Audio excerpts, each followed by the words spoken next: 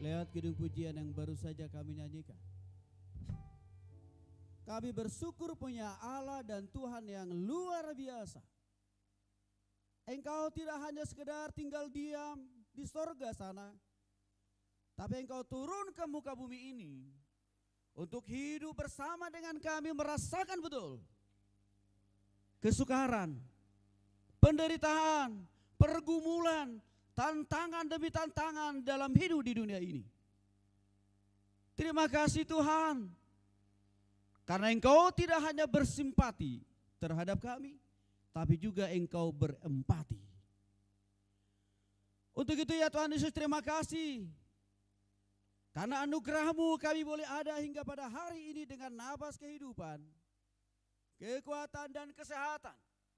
Bahkan sepanjang hari-hari yang lalu sampai hari ini, Tuhan telah membuktikan kasih setia Tuhan dengan memberikan kami sukacita, damai, sejahtera, tapi juga sekaligus menolong kami untuk melakukan, menunaikan tugas dan tanggung jawab pekerjaan, pelayanan, usaha dan bisnis kami sepanjang hari-hari yang lalu.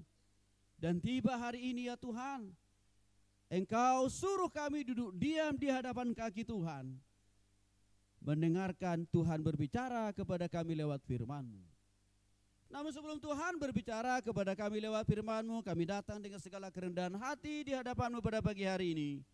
Ampuni, kuduskan, sucikan kami dari segala dosa dan kesalahan-kesalahan kami, baik di hati, di pikiran, perasaan, tindakan dan perbuatan.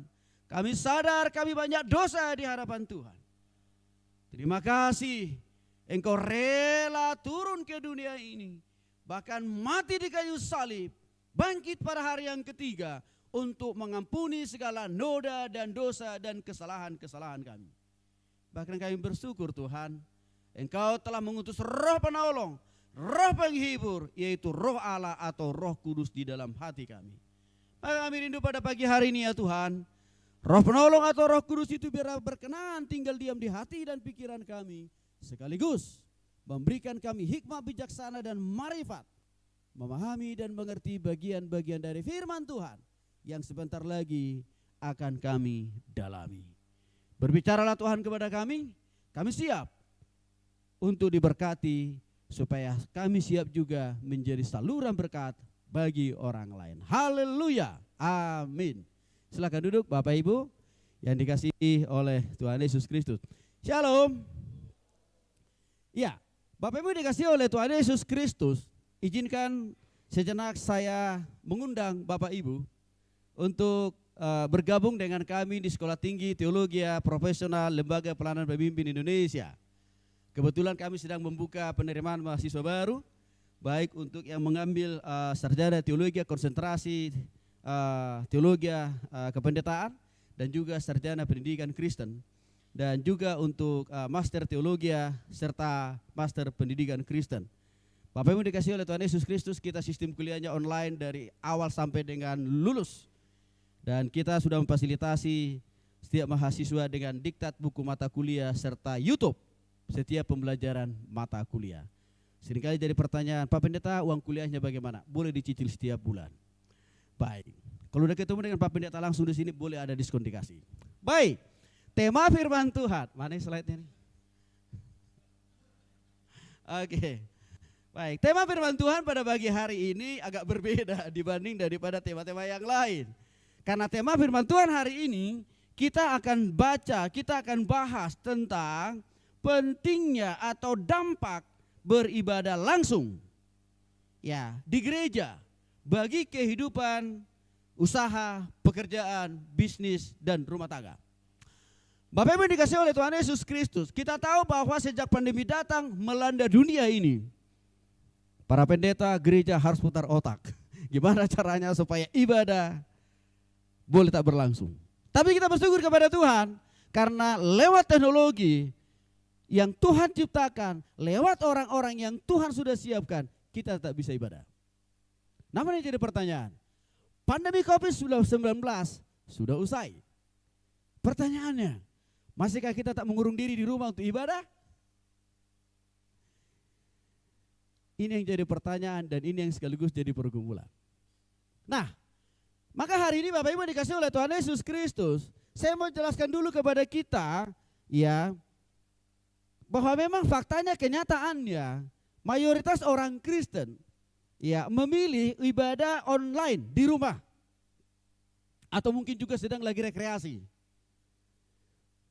Ya, pertanyaannya, samakah maknanya, samakah artinya, samakah dampaknya kalau kita ibadah tatap muka langsung di gereja? Itu jadi pertanyaan.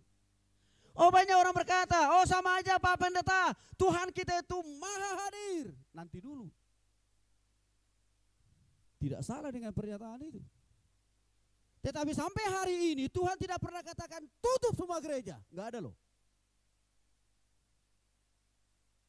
Enggak ada loh itu. Bahkan sejak dari perjanjian lama sampai perjanjian baru, sebenarnya kan badai COVID bukan hanya terjadi di era ini. Sudah ada dulu pandemi COVID, tapi namanya penyakit kusta loh, jangan lupa itu Bapak Ibu. Artinya apa? Waktu penyakit kusta melanda kehidupan bangsa Israel, Tuhan tidak bilang tutup tuh semua gereja, enggak loh.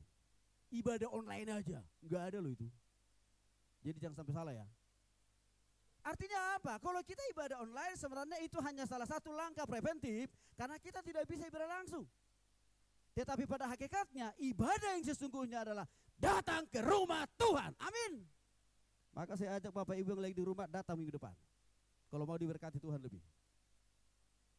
Nah, slide kedua.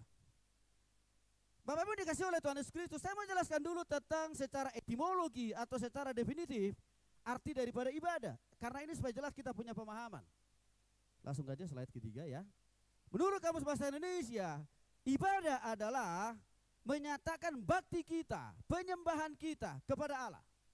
Dengan cara apa? Menuruti perintahnya, menjauhi larangannya. Artinya apa? Semakin kita sering ibadah, itu menunjukkan ketaatan kita kepada Tuhan. Apalagi kalau kita bangun dari kamar kita, lalu kita mandi siap-siap, go, pergi ke gereja. Ini bagian dari ketaatan. Yang kedua, ibadah itu juga dikatakan, dimaknai di mana seseorang itu harus semakin minim, nihil, alpa, untuk apa? Berbuat dosa. Jadi artinya, semakin rajin orang beribadah, harus semakin nol dosa di hati, di pikiran, perasaan, tindakan, dan perbuatan. Itulah ibadah kita benar-benar. Nah, menurut menurut bahasa Ibrani-nya, bahasa asli perjanjian lama, ibadah itu adalah avoda, yang arti dan maknanya adalah pelayanan. Jadi Bapak Ibu kalau sedang melayani, sebenarnya Bapak Ibu sedang beribadah juga ya. Jangan langsung berpikir, aduh kayaknya aku belum ibadah nih, jadi nanti saya harus ibadah lagi ke gereja orang. Nggak usah lah. Kan Bapak Ibu sudah ikut ibadah kok waktu bersamaan melayani. Amin. Oke. Yang berikutnya dikatakan, mengacu kepada bahasa Ibrani daripada ibadah tadi adalah avoda, yang berikutnya adalah pekerjaan. Menarik ini. Artinya apa? Waktu Bapak Ibu sedang melakukan usaha pekerjaan, di rumah, di luar rumah, di kantor, di pasar, Bapak Ibu juga sedang beribadah kepada Tuhan. Maka kita jangan tipu-tipu orang. Amin. Orang pesan, Bu, saya membeli 1 kilo gula. Tapi kita sudah setting kiloannya. Artinya tidak perlu lagi 1 kilo. Itu namanya orang Kristen yang tidak memaknai, memahami arti ibadah. Atau misalkan kita lagi beli buah, jualan buah. Oke. Orang itu sudah pilih yang terbaik, lalu dimasukkan dalam plastik. Tapi tiba-tiba orang itu mau ambil uangnya, langsung kita tukarkan. Berarti orang Kristen yang tidak memaknai ibadah itu.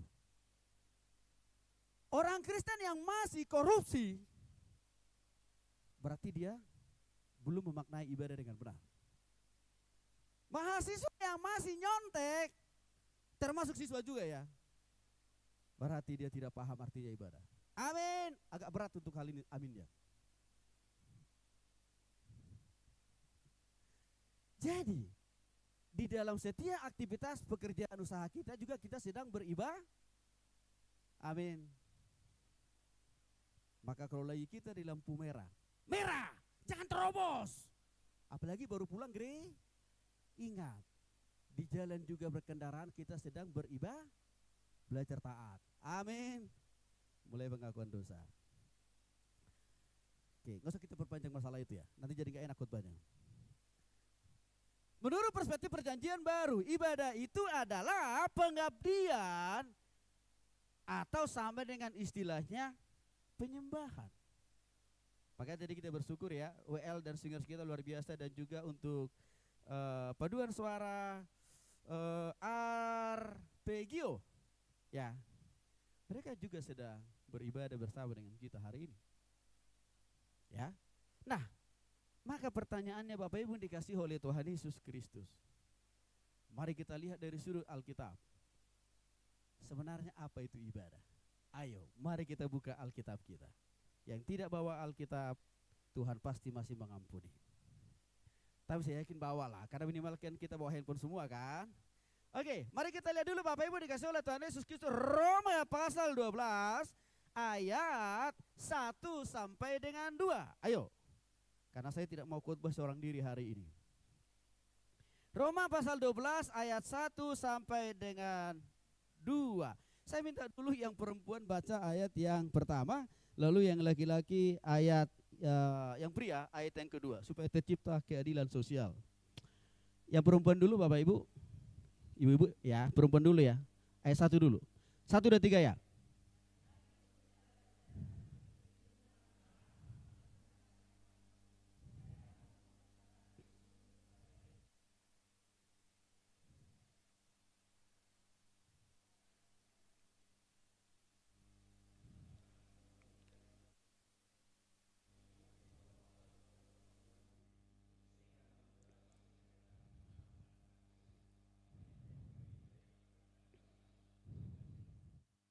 Baik.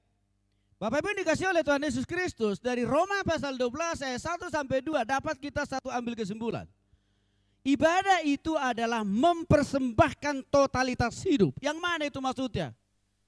Kita punya roh, jiwa, pikiran, perasaan, dan juga totalitas hidup kita. Dikatakan di sini, persembahkanlah itu sebagai persembahan yang hidup, terus kudus dan berkenan. Artinya Bapak Ibu yang dikasih oleh Tuhan Yesus Kristus, sebenarnya tubuh kita ini dari ujung rambut sampai dengan ujung kaki adalah sesuatu hal yang harus kita persembahkan kepada Tuhan. Mengapa? Karena Tuhan bilang di sini, ya, karena itu saudara-saudara, demi kemurahan Allah aku menasihatkan kamu supaya kamu mempersembahkan tubuhmu.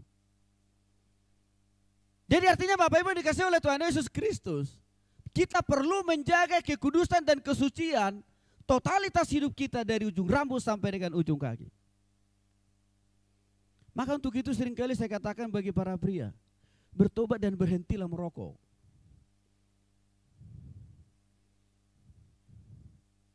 Ya, karena kenapa? Rokok itu kan tidak membawa kekudusan, tapi dia membawa kekudisan. Beda ya. Kudus dan kudus ya.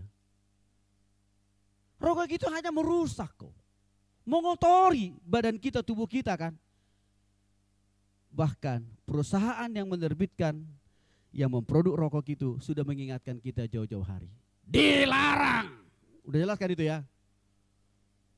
Ini dapat mematikan Anda, tapi sebelum Anda mati pelan-pelan, Anda akan kami racuni dulu dengan kanker dan impotensi. Begitu kan? Itu bukan saya yang buat loh. Pemilik rokok itu, tahukah Bapak Ibu? Perusahaan yang memproduk rokok itu tidak merokok loh. Jadi selama ini kita tertipu.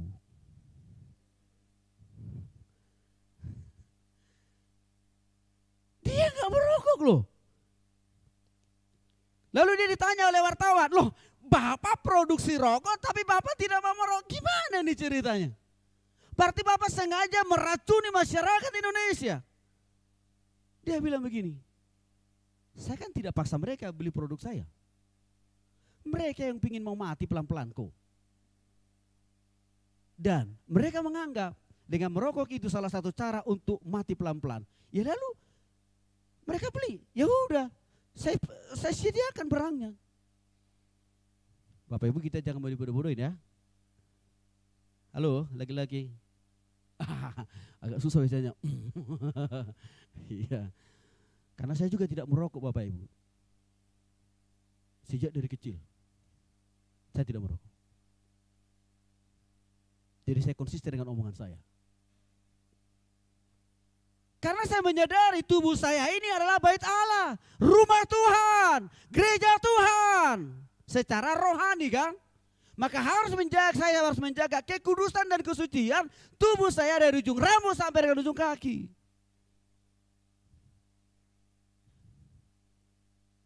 Bukan hanya masalah rokok sebenarnya. Masih ada lagi persoalan-persoalan lain yang dia lakukan oleh orang Kristen secara umum. Apa? Mengkonsumsi narkoba, miras, nonton film porno.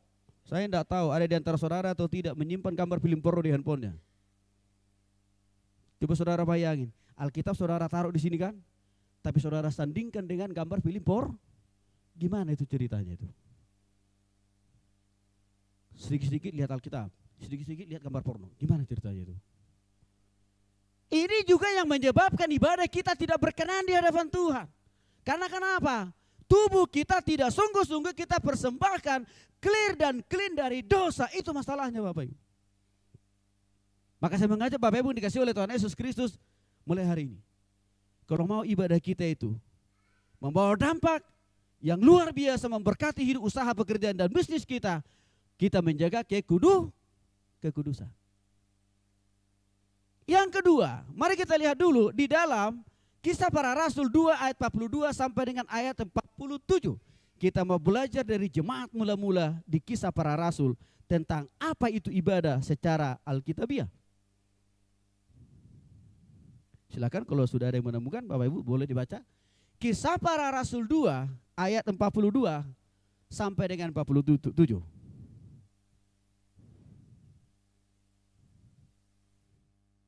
Silakan Bapak Ibu kalau sudah ketemu.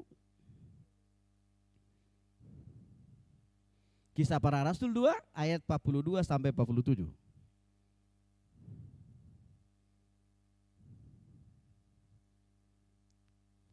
Ayo silakan siapa saja.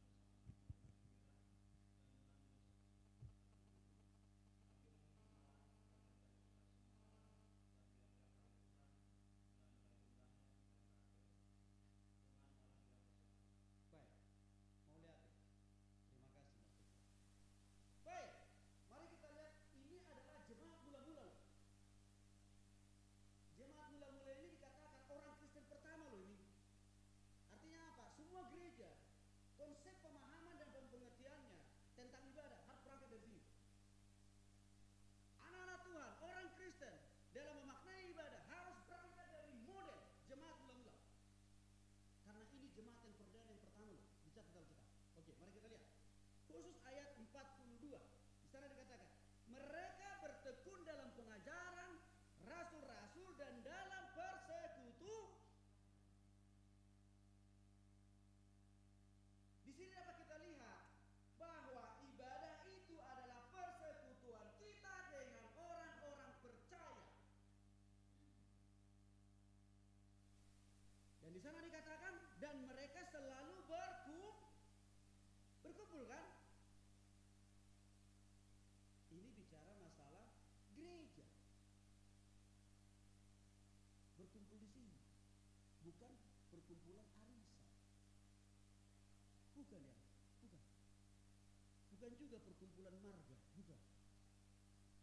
Dari di atas persekutuan, ya, di mana mereka mendengarkan firman Tuhan, berdoa, memuji Tuhan, lalu mereka berkumpul. Dan ada menarik dikatakan di sana, di samping mereka berkumpul, mereka juga memecah roti. Artinya apa?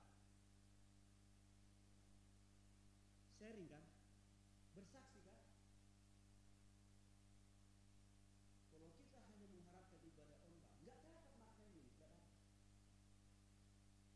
Nggak dapat. Tapi kalau kita ibadah seperti ini, kita antara satu dengan yang lain, terakomodir apa yang dikatakan dalam ayat ini. Berkumpul, bersekutu, lalu sambil sharing, bersaksi, menguatkan, meneguhkan satu dengan yang lain. Namun kita lihat di dalam ayat yang ke-46, jelas dikatakan di sana. Dengan bertekun, berarti konsisten kan? Dan dengan sehati mereka berkumpul tiap-tiap hari. Di mana? Baik, bukan di rumah masing-masing Bapak Ibu. Ayo, yang masih di rumah minggu depan turun ke gereja. Mereka bertekun dengan senang hati, mereka berkumpul tiap-tiap hari di bait Allah loh. Ini bicara masalah gereja, bukan rumah kita. Bait Allah kok.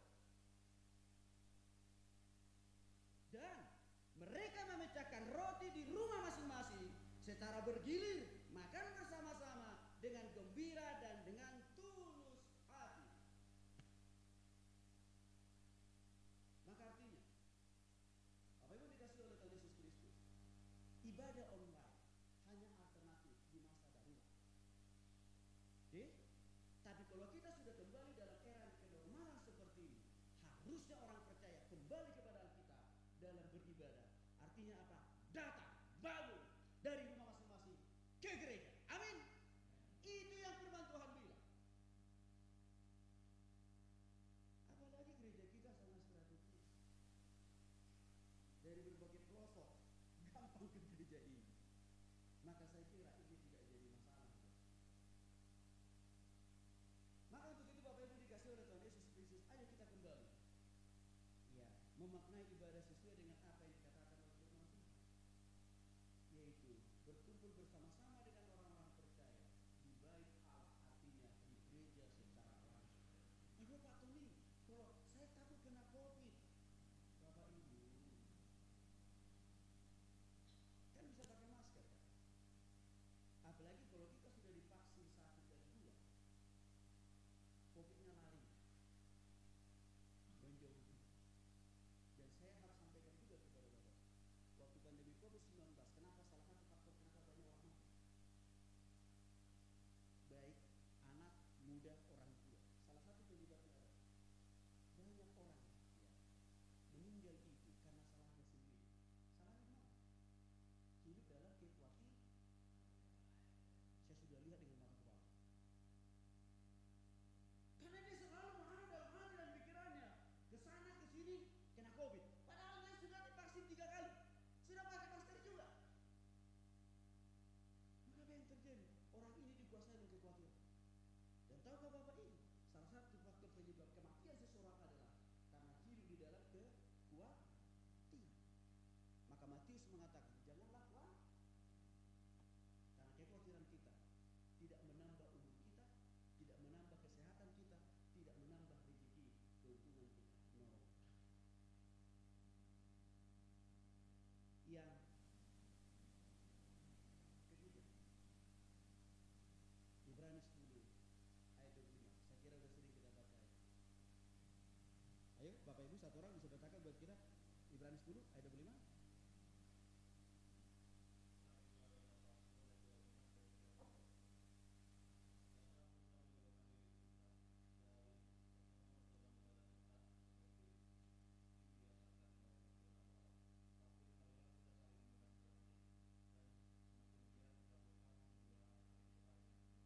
Baik, menarik. Dikatakan di sana ayo Bapak Ibu, janganlah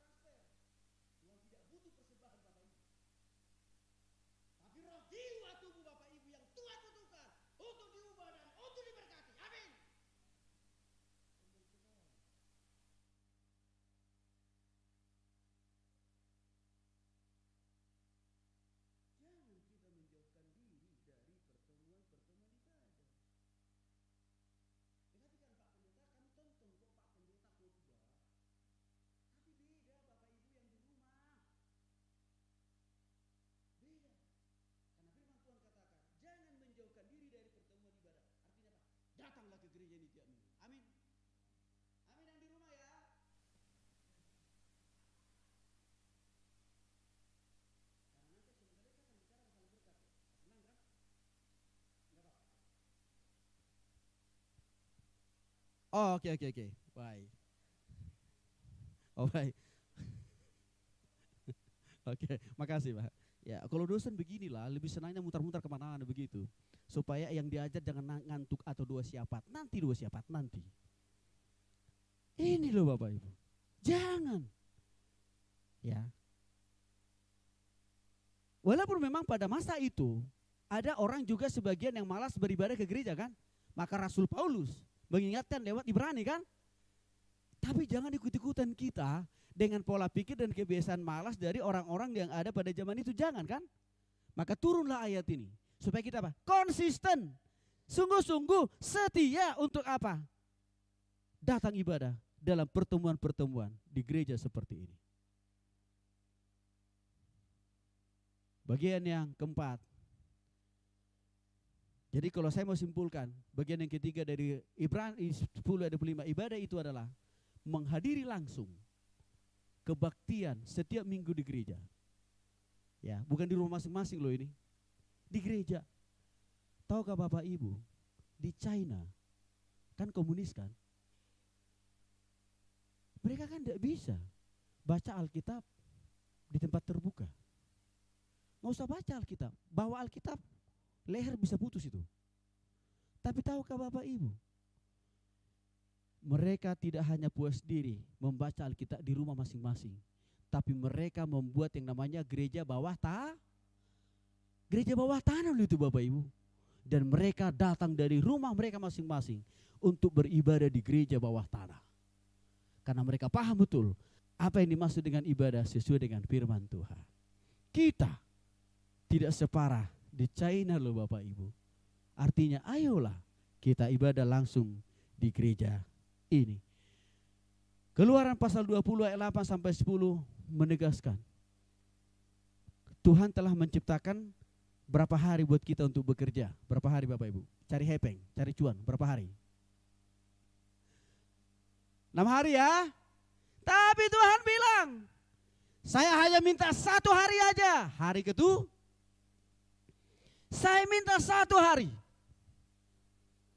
Engkau datang beribadah kepadaku. Itu kan dikatakan dalam Keluaran pasal 20 ayat 8 sampai 10 kan? 1 hari aja saya minta engkau bangun dari rumahmu, bangun dari tempat tidurmu, datang ke gereja. 1 hari aja saya minta, kata Tuhan. Dan cukup adil. Tuhan memberikan kita kesempatan untuk belajar, untuk kuliah, untuk bekerja, untuk berusaha dan berbisnis 6 hari. Masa sih datang ibadah kepada Tuhan hanya 1 hari aja kok nggak bisa? Itu namanya terlalu.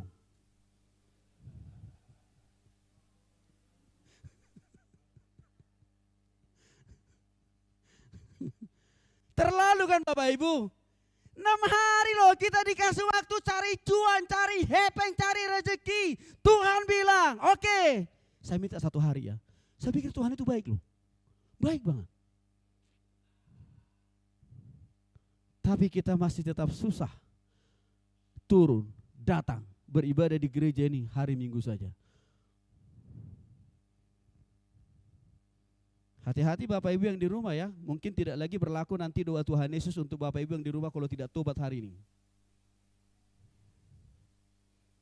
Tuhan Yesus mungkin tidak lagi katakan, ampunilah mereka yang berdosa. Mungkin Tuhan Yesus tidak katakan itu lagi kepada Bapak Ibu yang masih di rumah. Tapi Tuhan Yesus bilang, Bapa jangan ampuni dia.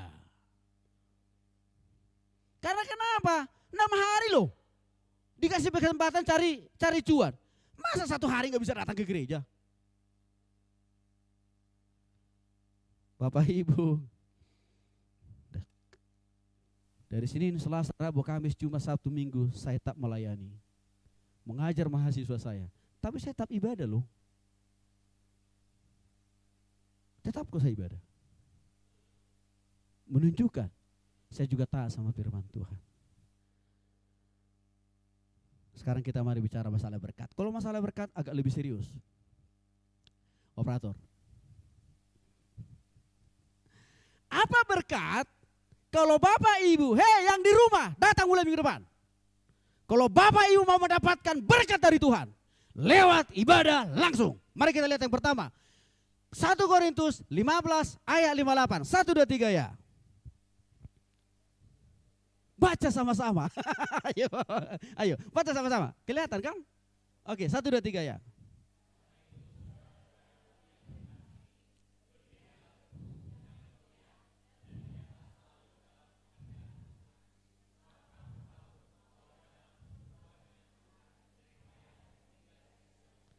Bagi Bapak Ibu yang datang ibadah di gereja ini setiap minggu, klaim firman Tuhan.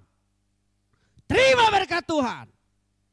Jelas dikatakan dalam 1 Korintus 19 ayat 58.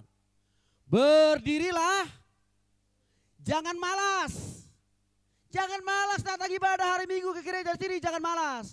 Berdirilah Tuhan, setia, konsisten.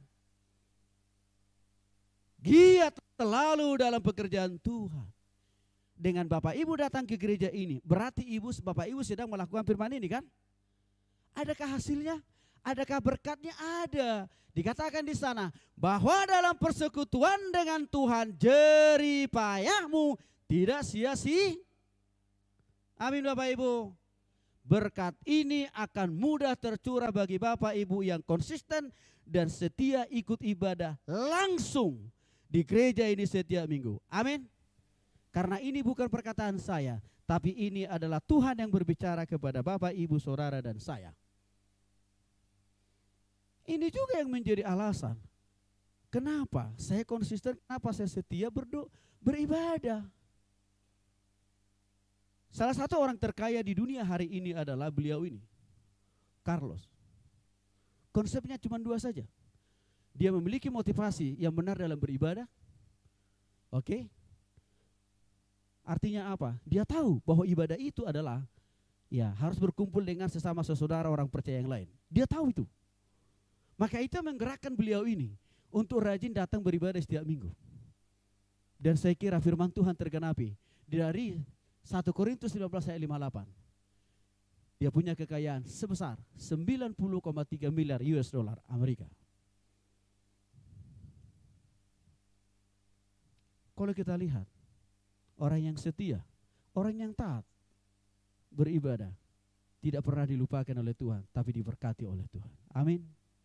Mari Bapak Ibu, tetaplah kita yang sudah datang ibadah tiap minggu ini, tetaplah setia. Berdirilah teguh, jangan malas, setialah selalu. Maka berkat itu mudah sekali Tuhan curahkan dalam kehidupan kita, bahkan juga di dalam usaha, bisnis dan pekerjaan kita. Maka saya mendorong Bapak Ibu yang dikasih oleh Tuhan Yesus Kristus yang di rumah, ayo mulai minggu depan, isi bangku-bangku kosong yang sudah Tuhan siapkan di gereja ini. Sengaja Tuhan siapkan kursi di gereja ini untuk menyambut Bapak Ibu yang masih di rumah, supaya minggu depan datang. Sehingga berkat ini tidak hanya diterima oleh Bapak Ibu yang sudah rajin datang, tapi juga Bapak Ibu yang ada di rumah. Pak Pendeta, tapi saya sakit Pak Pendeta. Oke, bisa dimaklumi. Tapi kan saya kira gak semuanya kita sakit, hati-hati juga loh ya. Hari Minggu kita cari alasan dengan mengatakan sama Tuhan, saya sakit Tuhan, hati-hati. Jangan-jangan sakitnya diperpanjang Tuhan. Hati-hati loh. Bahkan bukan hanya sakitnya tapi apa? Tuhan bilang, take out loh.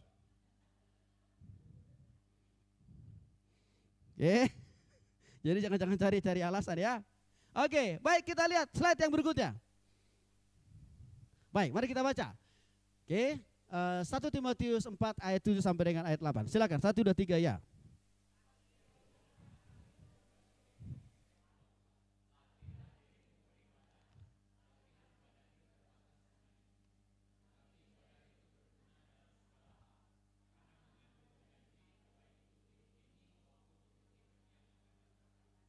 Baik, ya mohon maaf nih, jadi nggak bisa fokus kameranya, tapi nggak apa-apa lah ya. Begini Bapak Ibu dikasih oleh Tuhan Yesus Kristus, jauhilah tahyul-tahyul dan dongeng-dongeng nenek tua. Ya, latihlah dirimu beribadah. Apa artinya? Bapak Ibu dikasih oleh Tuhan Yesus Kristus, jangan dengar. Iya. berita bohong. Contohnya apa? Udahlah, masa ke gereja, kan gitu ya. Di rumah aja. Tuhannya juga sama kok. Yesusnya juga sama kok. Lagi pula bisa kita tonton juga kan. Hati-hati loh ini. Nih, berita hoax tuh. Berita yang benar dari Alkitab apa? Ibadah itu harus kan itu berita yang benar kan? Tadi kita udah baca ayatnya. Itulah berita yang benar, itulah kabar yang benar tentang apa? Pentingnya ibadah. Jadi gereja gitu. Karena kita tidak lagi dalam masa darurat ini, enggak. Maka di sini Bapak Ibu dikasih oleh Tuhan Yesus Kristus.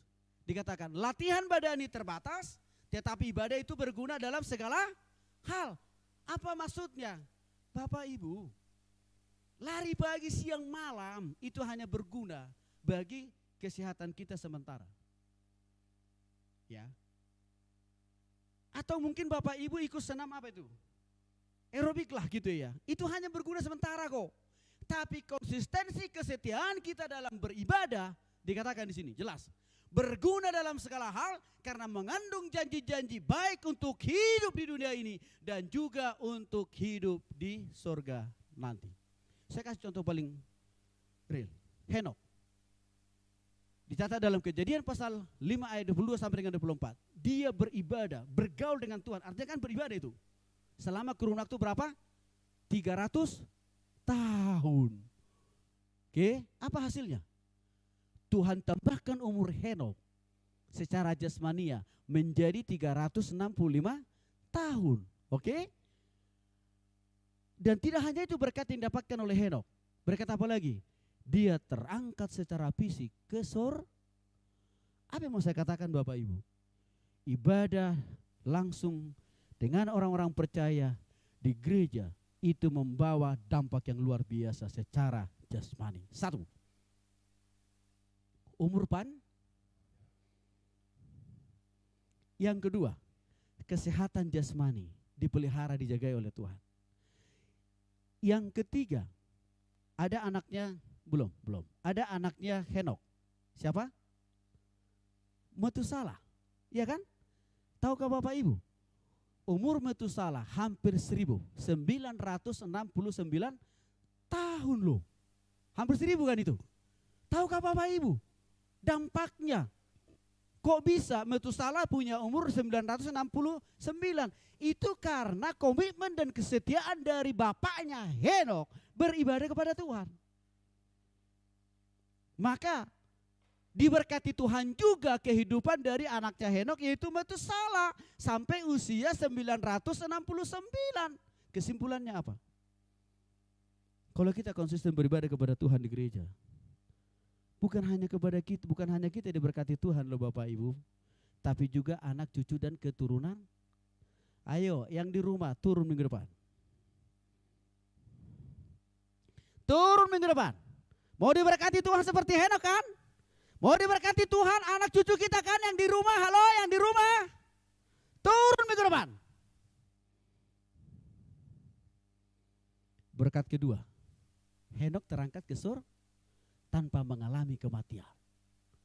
Artinya apa? Secara ada 2 tokoh yang dicatat dalam Alkitab yang nyata-nyatanya terangkat ke surga secara fisik. Yang pertama adalah Yesus. Dan yang kedua adalah Henok. Menurut survei, dampak dari ibadah setiap minggu yang dilakukan oleh orang-orang Kristen di gereja, hasil survei ini dilakukan di beberapa negara, rupanya terjadi seperti yang dialami oleh Henok. Apa? Kesehatan mereka lebih baik, umur mereka lebih panjang, dan kehidupan rohani juga lebih luar biasa diberkati oleh Tuhan. Amin Bapak Ibu. Ayo yang di rumah turun. Mari kita lihat slide berikutnya. Oke. Kita baca Daniel pasal 1 ayat 20, 1, 2, 3 ya.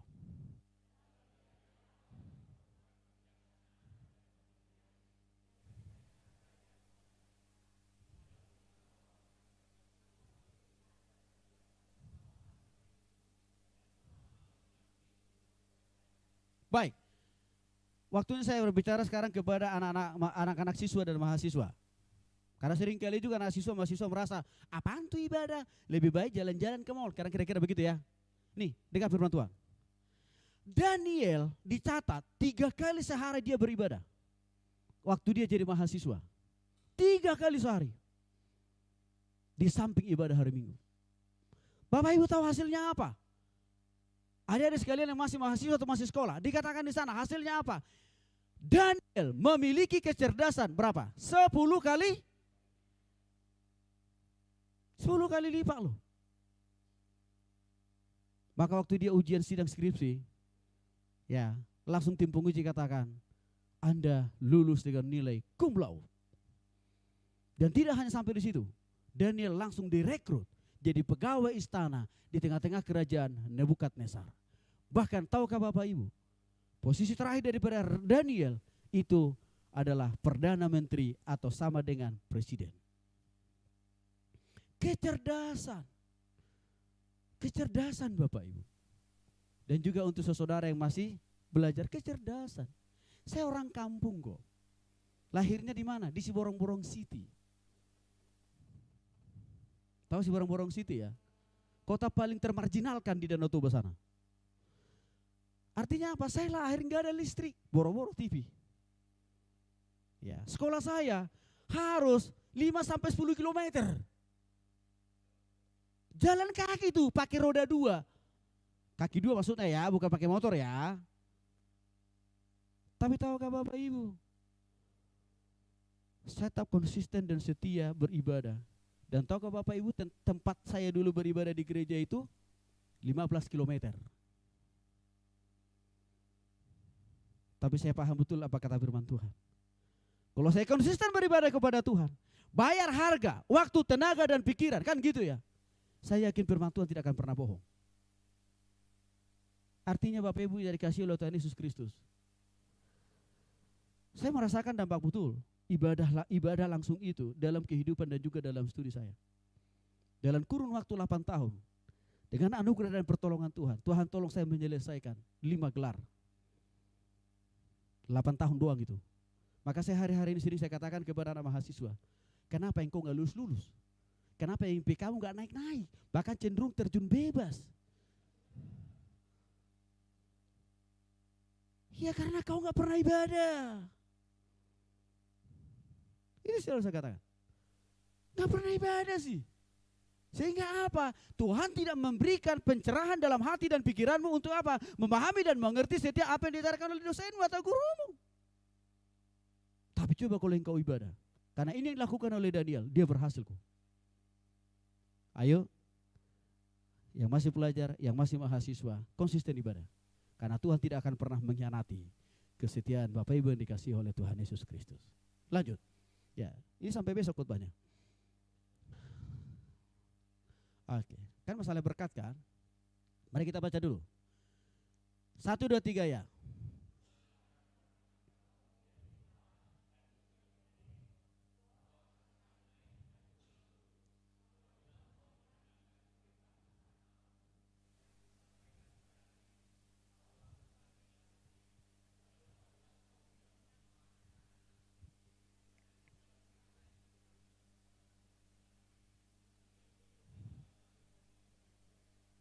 Baik, mari kita perhatikan Bapak Ibu ayat ini.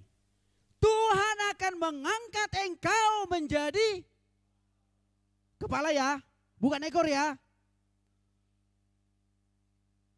Engkau akan tetap, bukan terjun bebas kan? Naik kelas kan ini, maju kan ini, berkembang kan ini. Arti naik itu. Tapi ada syaratnya. Seringkali orang Kristen memotong ayat ini. Ya, yang dipotong itu cuma yang diambil itu enak-enaknya. Wih, aku jadi kepala, jadi komandan, jadi bos, jadi presiden. Lupa, masih ada tulisan ayat itu. Apa tulisannya? Syaratnya begini. Ya, apabila engkau mendengarkan perintah Tuhan, Allahmu, yang kusampaikan pada hari ini engkau lakukan dengan setia kan? Konsisten kan? Dan apabila engkau tidak menyimpang ke kiri, ke kanan dari segala perintah, maka terjadilah berkat di atas tadi. Tuhan akan mengangkat kita menjadi kepala, bukan ekor, tapi menjadi semakin naik. Artinya apa Bapak Ibu? Hari ini kita sudah dengar firman Tuhan, bahwa konsep ibadah yang alkitabiah sesungguhnya adalah di gereja, datang. Jelaskan ayat itu kan tadi. Maka Tuhan tegaskan lagi dalam Ulangan pasal 28 ini. Kalau kita mulai hari ini mempraktekkan ini firman, yaitu apa? Turun, datang mulai minggu depan, ibadah di gereja ini. Usaha, pekerjaan, bisnis, Bapak Ibu, juga adik-adik yang masih sekolah atau kuliah, Tuhan katakan akan diberkati oleh Tuhan menjadi makin naik.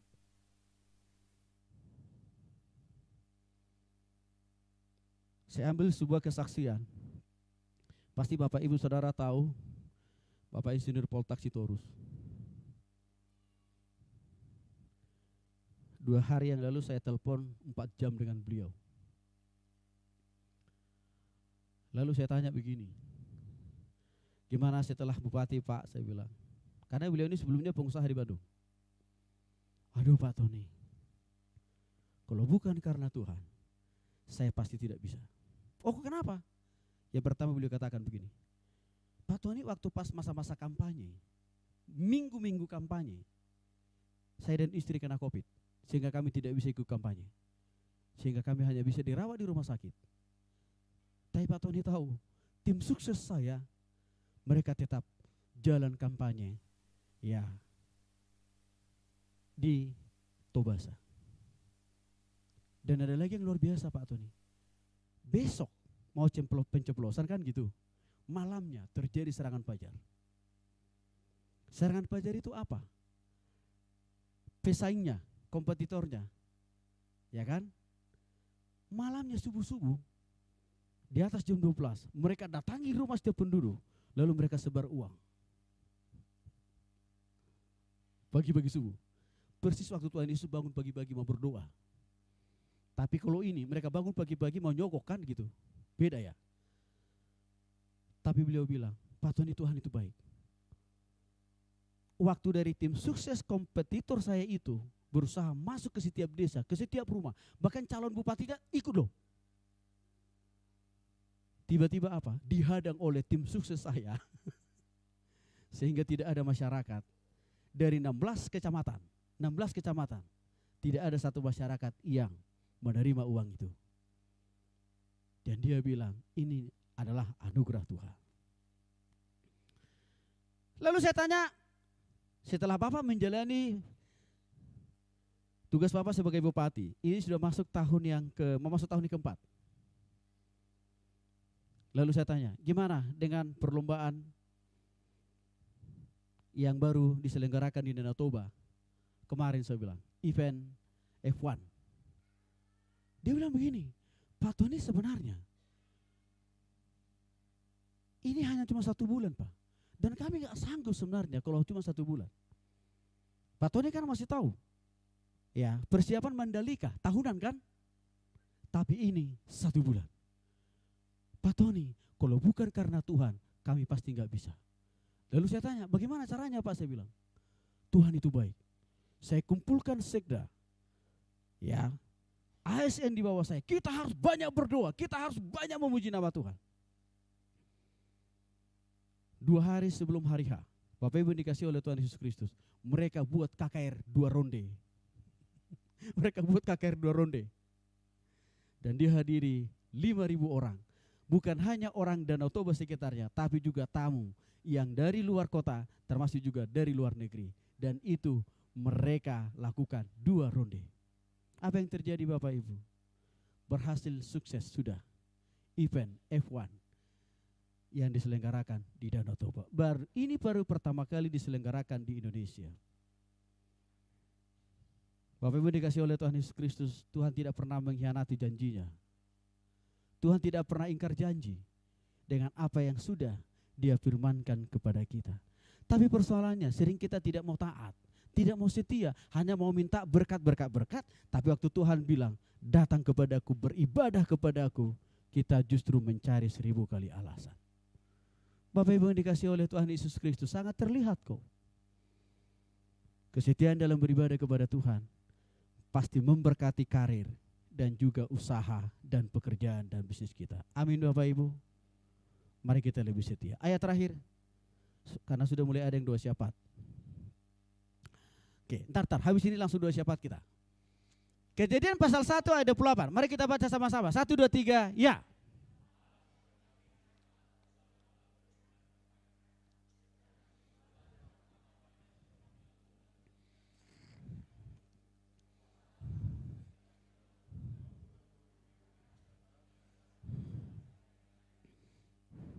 Baik, dari Kejadian pasal 1 ayat 28 ini Bapak Ibu dikasih oleh Tuhan Yesus Kristus. Saya kira sangat jelas dikatakan di sana.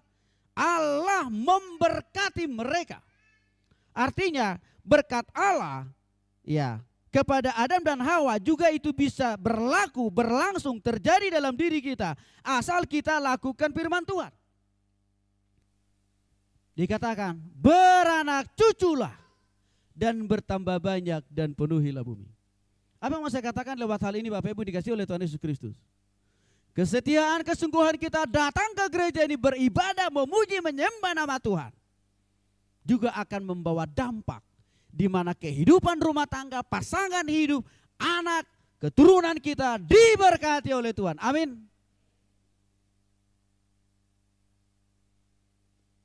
Hari-hari ini seringkali orang konseling begini ke saya. Pak Tony tolong doakan ya Pak. Kenapa Bu, Pak? Anak saya usianya sudah kartu merah. Maksudnya gimana? Ya gitu deh. Ya ini karena orang Jawa masalahnya. Kalau orang Batak kan langsung to the point. Kalau orang Batak langsung ngomongnya, belum laku. Nah tapi kalau orang Jawa, orang Sunda gak begitu. Gitu deh Pak Pendeta, maha tahu lah. Saya bilang begini. Saya mau tanya dulu sama ibu, anak ibu rajin ibadah gak? Anak ibu rajin ibadah gak? Saya bilang. Gak bisa dijawab. Udah, ibu gak usah jawab, karena memang saya udah tahu jawabannya. Anak ibu malas ibadah kan? Iya Pak, karena dia juga cari hepeng, cari cuan hari Minggu. Oh, rupanya dia kira hepengnya dia, cuannya dia itu bisa membeli suami ya. Coba aja dulu beli suami, pasti dapatnya dari God. Saya bilang, suruh mulai hari ini anak ibu rajin ibadah. Itu aja.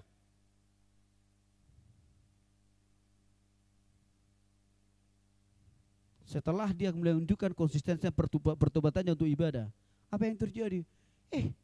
Tuhan gak pakai paket lama. Tuhan pertemukan dia dengan pasangan hidup anak Tuhan. Dari tempat yang benar. Yaitu dari mana? Dari Lalu ada satu keluarga lagi nih. Udah bertahun-tahun menikah. Belum punya keturunan. Dokter pula. Spesialis pula. Tapi Tuhan tidak karuniai anak. Sama, mereka datang. Pak Pendeta tolong doain dong. Supaya rumah tangga kami dikaruniai Tuhan anak. Saya tanya, oke. Tapi saya mau minta dulu apa yang sudah kalian lakukan untuk Tuhan. Pertanyaan saya, ini karena orang Chinese kan 11-12 dengan orang Batak kan. Kalian berdua masih bareng gak? Hari Minggu itu Pak Tony saya ada praktek. Oh, terusin aja praktekmu. Istrimu ini ngapain kalau hari Minggu? Ke salon. Pulang dari salon mau kemana? Ke gereja atau kemana? Ya jalan-jalan. Saya sekaligus intimidasi saja. Hati-hati loh. Jangan-jangan istrimu itu sedang mencari orang lain loh. Menggantikanmu. Bapak Ibu dikasih oleh Tuhan Yesus Kristus, saya katakan, sebab musababnya kenapa kalian tidak dianugerahi keturunan, padahal sudah bertahun-tahun menikah, bahkan engkau dokter yang hebat, saya bilang. Karena mereka udah bolak-balik untuk ikut program bayi tabung, hilang uangnya. Saya bilang persoalannya adalah kalian tidak pernah bisa menghormati dan menghargai Tuhan. dalam beribadah. Padahal Tuhan kasih kalian kesempatan 6 hari cari cuan. Tuhan hanya minta 1 hari, tapi kalian tidak mau melakukan. Maka benarlah seperti kata firman Tuhan, apa yang kau tabur akan kau tuai.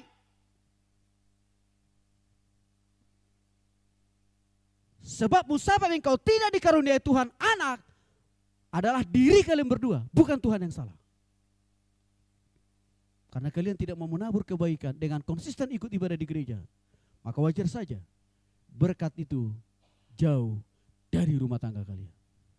Jadi gimana Pak Pendeta? Tobat mulai hari ini saya bilang. Kalau keluargamu mau diberkati Tuhan dengan hadirnya anak atau keturunan. Siap Pak Pendeta, kami mau tobat. 1 tahun kemudian kami dapat kabar, Pak Pendeta terima kasih. Istri saya sudah positif, diberkati oleh Tuhan. Haleluya. Bahkan tahun berikutnya langsung dikaruniai Tuhan anak yang kedua. Orang yang setia beribadah kepada Tuhan, juga Tuhan janji, juga Tuhan pasti berkati kehidupan rumah tangga, anak cucu dan keturunan. Kiranya firman Tuhan hari ini menolong kita untuk lebih setia mengasihi Tuhan. Tadi ada satu lagu yang pertama dinyanyikan oleh teman-teman. Yang pertama itu saya undang dulu maju ke depan. Yang pertama tadi boleh itu dulu kita nyanyikan.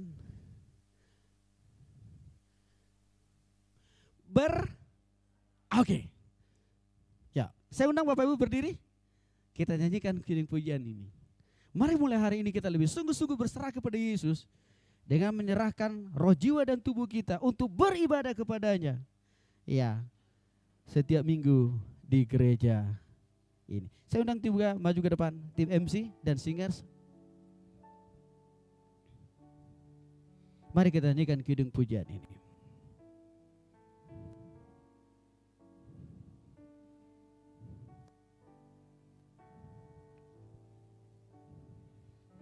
Ya. Berserah kepada Yesus, tubuh roh dan jiwaku.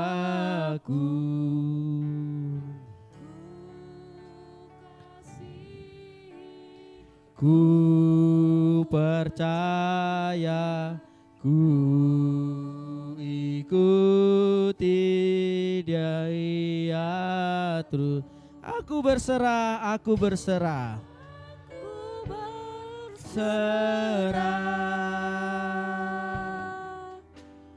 aku berserah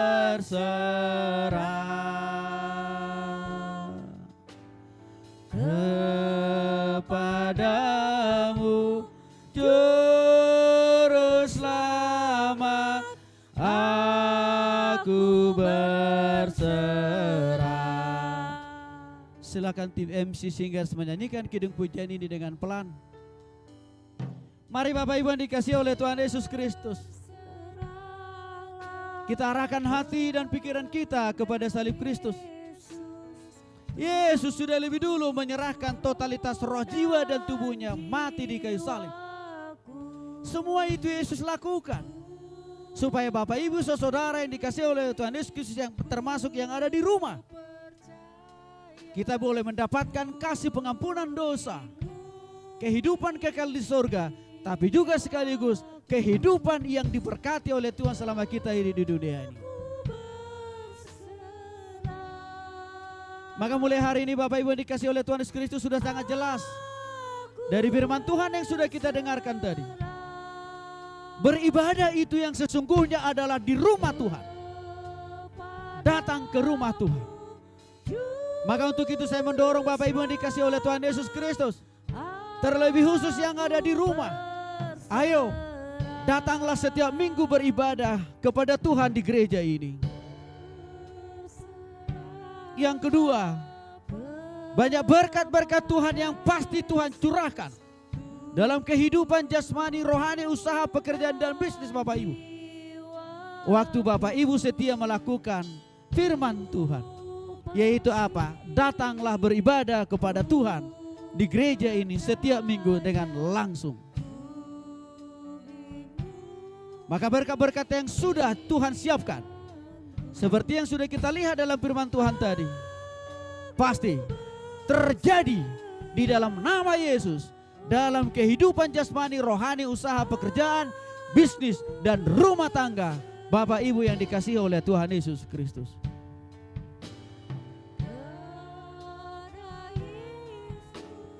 Guru selamat, aku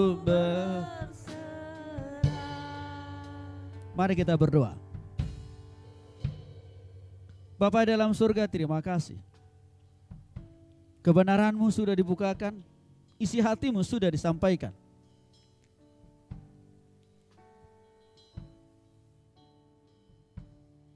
Bapak Ibu dikasihi oleh Tuhan Yesus Kristus. Saya yakin kita semua di sini termasuk yang ada di rumah kan mau diberkati oleh Tuhan. Dan jalan untuk mendapatkan berkat itu sudah sangat dekat. Sebenarnya kita nggak usah cari-cari ke tempat lain. Hanya tinggal kita lakukan. Hanya tinggal kita praktekkan. Untuk itu, mari Bapak Ibu yang ada di tempat ini, ambil komitmen, ambil keputusan lebih sungguh-sungguh kepada Tuhan. Dengan berkata, Tuhan Yesus, saya paham dan mengerti firman Tuhan, bahwa ibadah itu rupanya adalah dengan saya datang ke rumah Tuhan. Maka katakan kepada Tuhan, mulai hari ini di dalam nama Tuhan Yesus, saya mau lebih sungguh-sungguh dan setia beribadah kepada Tuhan di rumah Tuhan di tempat ini.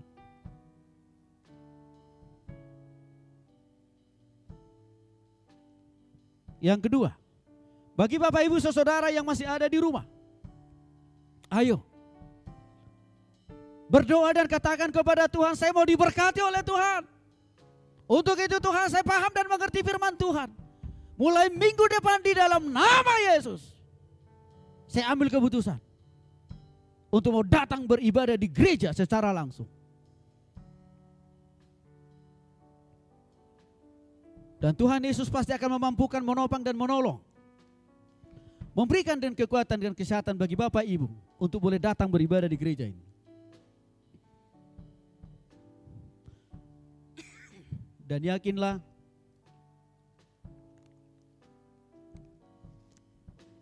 berkat-berkat Tuhan tadi akan pasti turun di dalam kehidupan rumah tangga, usaha, pekerjaan dan bisnis, serta studi Bapak Ibu